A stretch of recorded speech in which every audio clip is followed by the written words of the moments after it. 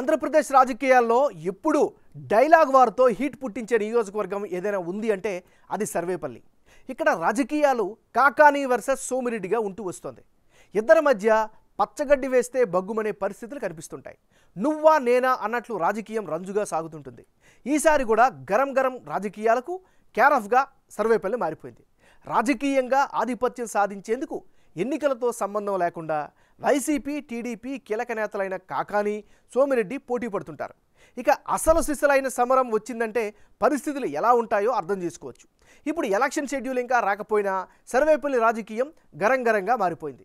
మాజీ రాష్ట్రపతి సర్వేపల్లి రాధాకృష్ణన్ పూర్వీకులు ఉన్న ప్రాంతం ఇదే. అలాగే ఫేమస్ కృష్ణపట్నం పోర్టు ఉన్నది ఈ సెగ్మెంట్లోనే. ఈ సెగ్మెంట్లో కాంగ్రెస్, టీడీపీ, వైసీపీ తమ ప్రభావం చూపుతూ వస్తున్నాయి. మరి ఇప్పుడు సర్వేపల్లి నియోజకవర్గం ఓటర్ నాడు ఎలా ఉందో తెలుసుకునే ముందు 2019 అసెంబ్లీ ఫలితాలను ఒకసారి పరిశీలిద్దాం. 2019 ఎన్నికల్లో సర్వేపల్లి నియోజకవర్గంలో గత 2 టర్ముల నుంచి పోటీ వైసీపీ వర్సెస్ టీడీపీగా ద్విముఖ పోరుగా మారిపోయింది. 2019లో వైసీపీ అభ్యర్థిగా పోటీ చేసిన కాకాని గోవర్ధన్ రెడ్డి 51% ఓట్లతో గెలిచారు. అదే సమయంలో తెలుగుదేశం పార్టీ అభ్యర్థి సోమిరెడ్డి చంద్రమోహన్ రెడ్డి 44% ఓట్లు సాధించారు. ఇతరులకు 5% ఓట్లు వచ్చాయి. గత 2 టర్ములుగా కాకాని ఇక్కడ గెలుస్తూ వస్తున్నారు. జగన్ వేవుతో గత ఎన్నికల్లో సర్వేపల్లి వైసీపీ వశమైంది. 2014లోనూ సోమిరెడ్డి ఓడిపోవడంతో టీడీపీ ఆయనకి ఎమ్మెల్సీగా ఛాన్స్ ఇచ్చి మంత్రివర్గంలో స్థానం కూడా కల్పించింది. మరి ఈసారి ఎన్నికల్లో సర్వేపల్లి సెగ్మెంట్లో రాజకీయం ఎలా ఉండబోతోందో big TV exclusive detailed election సర్వేలో వెల్లడైన అభిప్రాయాలను ఇప్పుడు పరిశీలిద్దాం. వైఎస్ఆర్ కాంగ్రెస్ పార్టీకి చెందినటువంటి నాయకుడు కాకాని గోవర్ధన్. మరి కాకాని గోవర్ధన్ రెడ్డికి ఈసారి అనుకూలమైనటువంటి అంశాలు ఏమిటి? వైసీపీలో బలమైనటువంటి నేతగా మంచి గుర్తింపు అయితే ఈయన పట్ల కనిపిస్తోంది. సర్వేపల్లి నియోజకవర్గంలో చేపట్టినటువంటి అభివృద్ధి పనులు ఈయనకి అడ్వాంటేజ్గా మారే అవకాశాలు కనిపిస్తున్నాయి. నియోజకవర్గంలో కేడర్ అంతా ఈయనకి పూర్తి మద్దతు పలుకుతున్నారు. ప్రజల్లో కాకానికి పాజిటివ్ ఇమేజ్ కూడా కనిపిస్తోంది. ప్రచార విషయంలోకి వస్తే ఇప్పటి నుంచే ఆయన చాలా స్పీడ్గా వెళ్తున్నారు, అనేక కార్యక్రమాలు చేస్తున్నారు. ఫిషింగ్ జెట్టి, కాజ్వే ఏర్పాటు చేయడం ఆయా వర్గాల్లో ఈయన పట్ల పాజిటివిటీ పెంచింది.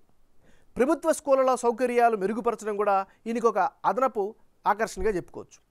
తాగునీటి సమస్యను కూడా తీర్చారు అనే అభిప్రాయం కొన్ని చోట్ల వినిపిస్తోంది. ఇది కాకాని గోవర్ధన్ రెడ్డికి సంబంధించినటువంటి పాజిటివ్ ఫ్యాక్టర్స్. మరి ఈయనకి సంబంధించిన మైనస్ పాయింట్స్ ఏంటి? నియోజకవర్గంలోని కొన్ని ప్రాంతాల్లో డ్రైనేజీ వ్యవస్థ పూర్తిగా బాగలేకపోవడమే ప్రధానమైన మైనస్గా చెప్పుకోవచ్చు.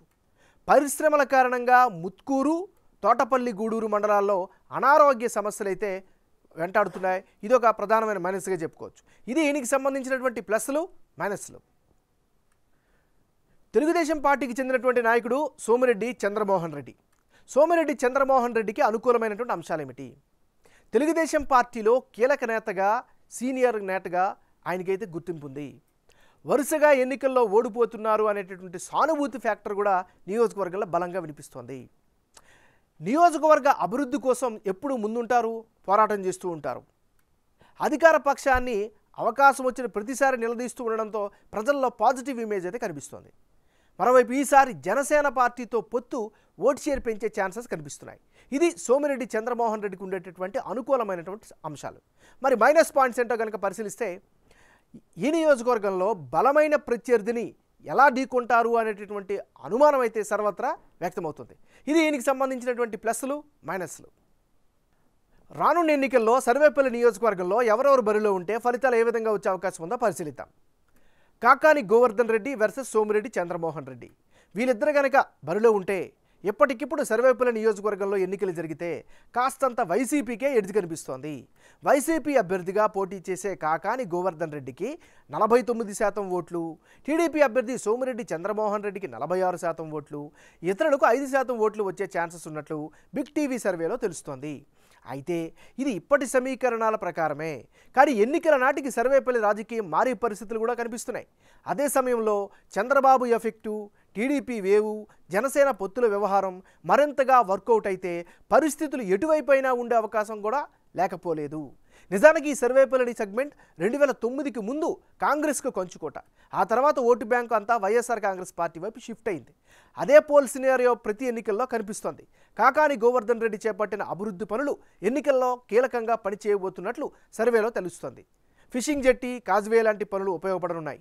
అయితే ఇసుక మట్టి వ్యాపారాల్లో జోక్యం, ఇతర ఆరోపణలు ఎన్నికల్లో ప్రభావం చూపించే ఛాన్సెస్ కూడా ఉన్నాయి. అలాగే తెలుగుదేశం పార్టీకి ఓట్ షేర్ రావడంలో సోమిరెడ్డి వ్యక్తిగత ఇమేజు, టీడీపీ బలగం కారణమవుతున్నాయి. అధికార పార్టీని సెగ్మెంట్లో అధికార పార్టీ ఎమ్మెల్యేను ప్రతి సందర్భంలో గట్టిగా నిలదీయడం సోమిరెడ్డికి ప్లస్ అవుతున్నాయి. అలాగే 2004 నుంచి వరుసగా 4 సార్లు సోమిరెడ్డి చంద్రమోహన్ రెడ్డి ఓడిపోవడం కూడా జనంలో సానుభూతిని పెంచి చివరి నిమిషంలో ఈసారి గట్టెక్కిస్తాయి అనేటటువంటి చర్చ కూడా నియోజకవర్గంలో వినిపిస్తోంది.